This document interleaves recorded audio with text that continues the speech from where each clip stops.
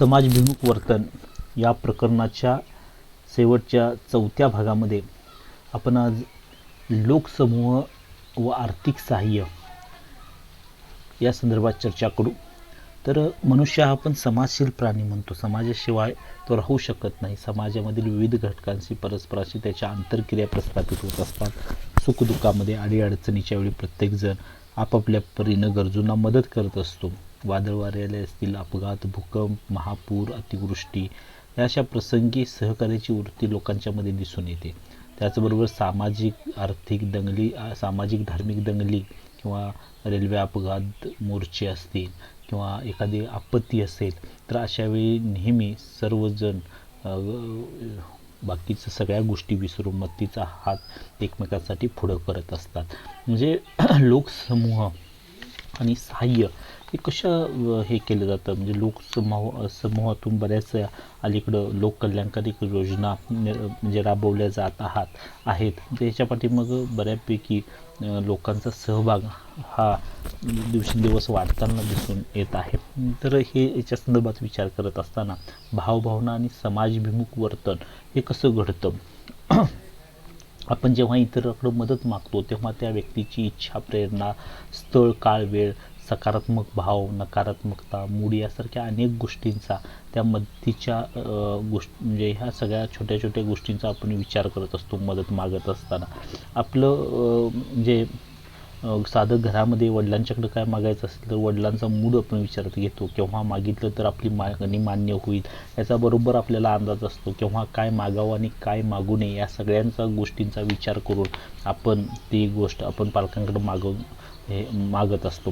तर फोर्गस याने 1988 मध्ये मानवाच्या भावभावना, इच्छा या त्याच्या आंतरिक आणि बाह्य घटकावर अवलंबून असतात.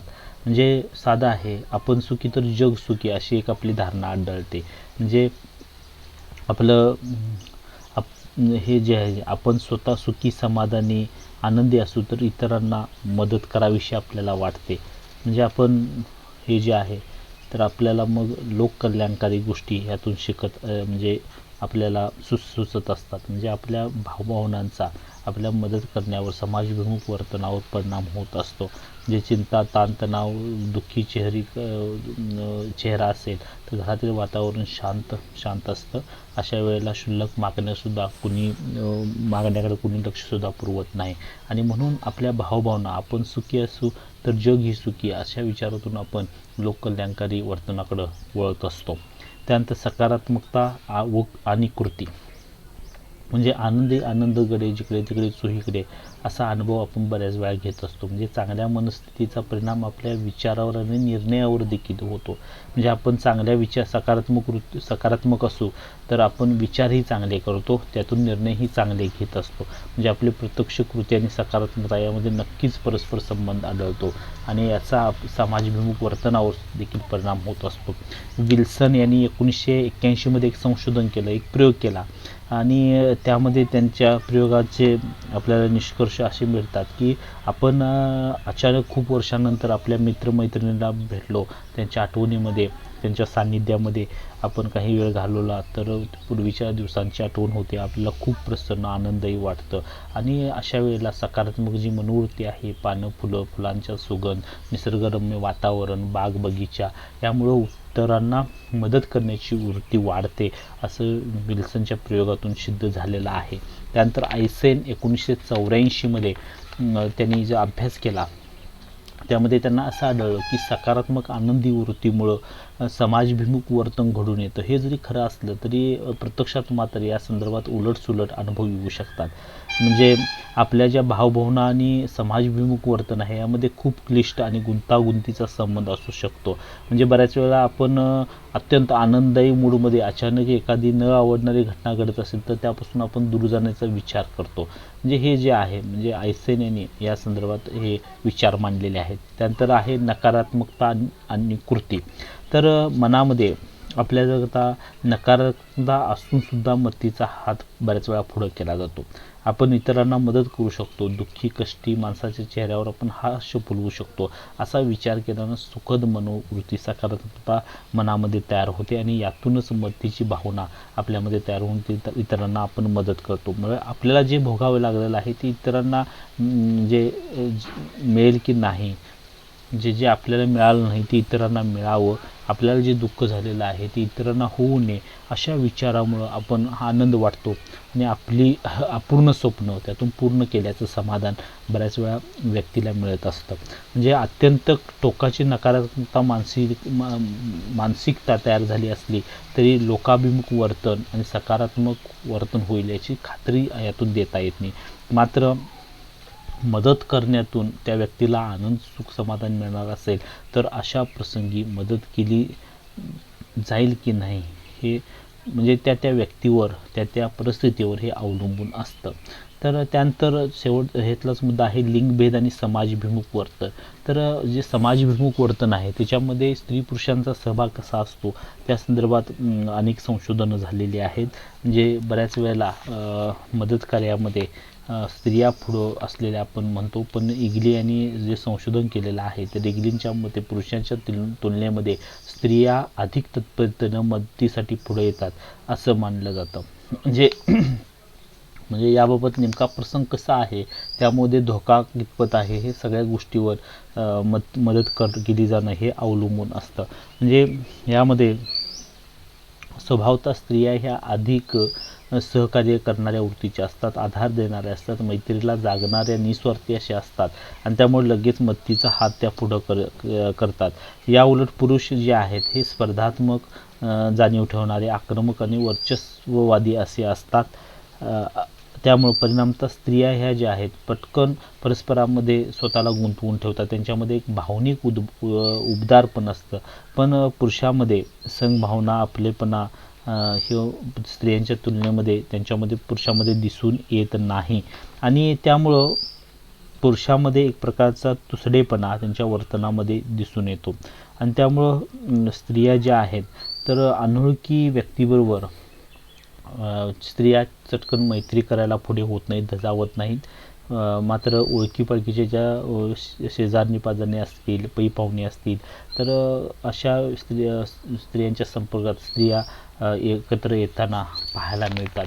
म्हणजे हे जे आहे व्यक्तिगत नातेसंबंध, जवळीकता ही स्त्रियांना खूप महत्त्वाची वाटते, पण पुरुषाच्या बाबतीत मात्र असं आढळत नाही. पुरुष मात्र मदतीसाठी काही वेगळे निष्कर्ष त्यांच्या बाबतीत असू शकतात.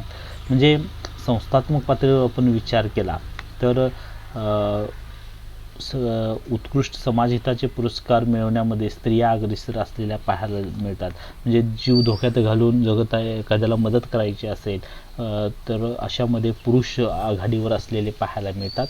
आपण बघितलं मेधा पाटकर, सिंधुताई सपकाळ किंवा नसरीन, दुर्गा भागवत, किरणबेदी, सावित्रीबाई फुले यासारख्या अनेक स्त्रिया ज्या आहेत हे स्त्रियांच्या मध्ये समाजभिमुख वर्तन दिसून येतं.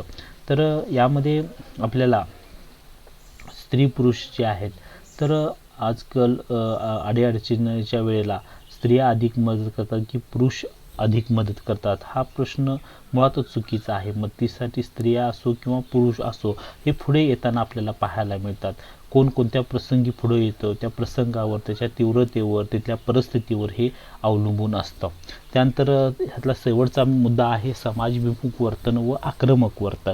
आता मानवातील समाजभिमुख आणि वर्तन आणि आक्रमकता या दोन गोष्टी परस्पर विरोधी वर्तन प्रक्रिया आहेत की एकाच नाणे म्हणजे त्या एकच आहेत, याविषयी वेगवेगळी मतांतरे पाहायला मिळतात.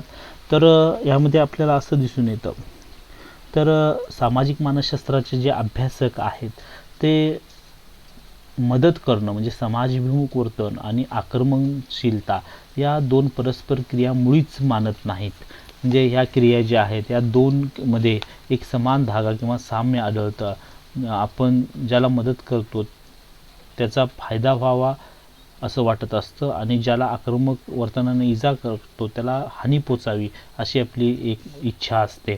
तर हे जे आहे म्हणजे आपण ज्यावेळी मदत करतो त्यावेळेला आपल्याला समाजामध्ये मान सन्मान प्रतिष्ठा मिळत असते, आपला स्वादर उंचावतो आणि त्यामुळं व्यक्ती इतरांना मदत करण्यासाठी धजावत असते. इतरांना दुखापत करणं, इजा पोहोचवणं असा जो आक्रमक वर्तनापाठीमागं हेतू महत्त्वाचा असतो तो प्रत्येक वेळी सफलच होईल असं नाही.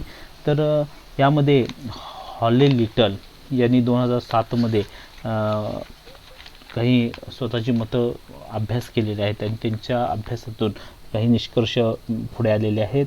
तर अनेकदा मान सन्मान प्रतिष्ठा किंवा सामाजिक दर्जा मिळावा यासाठी एकाच व्यक्तीकडून आक्रमक वर्तन आणि समाजभिमुख वर्तन हे दोन्ही प्रकारचं वर्तन केलं जातं. म्हणजे आक्रमक वर्तनाच्या जोडीला कल्याणकारी, फायदेशीर व इतरांच्या हितासाठी झटणाऱ्या व्यक्ती समाजाला हव्याशा वाटत असतात आणि अशा व्यक्ती कठोर पटकन निर्णय घेणाऱ्या, निर्णयाची अंमलबजावणी करणाऱ्या किंवा त्याचबरोबर इतरांना मदत करणाऱ्या अशाही असतात. त्यांच्याकडे सामाजिक कौशल्यही देखील तसं असतं, त्यांचा समाजावर प्रभाव पडत असतो. म्हणजे केव्हा कठोर वागावं, केव्हा संयमी सहनशील वागावं हे त्यांना पटकन समजतं आणि मग अशा व्यक्ती ज्या आहेत आपली ध्येय साध्य करून घेत असतात.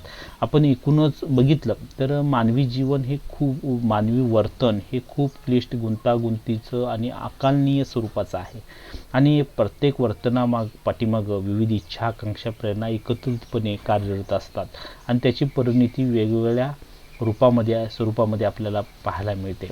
मदत करणं, सहकार्य करणं किंवा इजा किंवा दुसऱ्याला दुखापत करण्यासारखं आक्रमक वर्तन करणं हे सगळं आपल्याला वरवरचं वाटत असलं तरी त्या विशिष्ट प्रसंगी त्यामागील प्रेरणा कशी आहे हे अतिशय महत्त्वाचं आहे आणि ती आपल्याला ओळखता आली पाहिजे.